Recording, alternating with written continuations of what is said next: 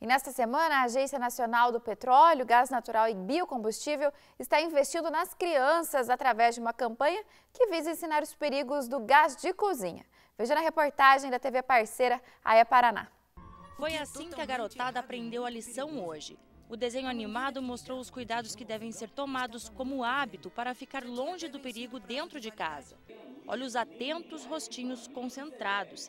Sinais de que eles estão aprendendo direitinho. O que você vai olhar no botijão? Sempre se ele está bem pintadinho e tá lacrado. Tem que cuidar do botijão de gás? Sempre tem que ver se ele está bem cuidadinho. Por quê? Porque senão pode pegar fogo a casa. A iniciativa é da ANP, Agência Nacional do Petróleo, Gás Natural e Biocombustível. O Paraná foi o terceiro estado do país a receber a campanha de prevenção. Por enquanto, ainda é um projeto piloto. As crianças entre 7 e 11 anos servem de disseminadores. Eles levam o aprendizado para casa e até cobram dos pais. As crianças são os consumidores do futuro, né? E nós mesmos, quem tem filho, sempre sabe que o filho é um fiscal.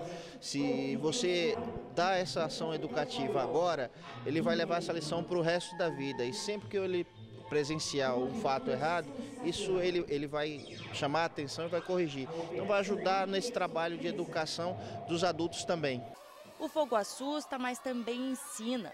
A demonstração de um bombeiro alertou sobre como deve ser a ação se algum acidente acontecer em casa. Se acontecer algum acidente, alguma coisa, para onde você telefona? 193. E não é só essa atitude.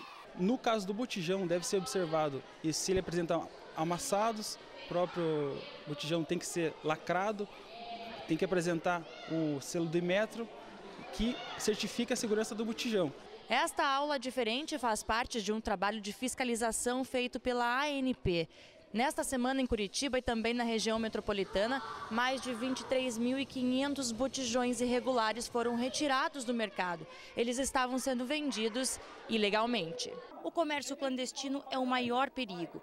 Sempre na hora da compra é preciso observar se a revenda está registrada na ANP. O consumidor tem que prestar atenção, ele tem que procurar uma revenda autorizada porque só lá ele vai ter um serviço de qualidade, ou seja, uma orientação, porque não é apenas o botijão, mas a mangueira tem vencimento, o consumidor tem que trocar a mangueira a cada 5 anos, isso é importante.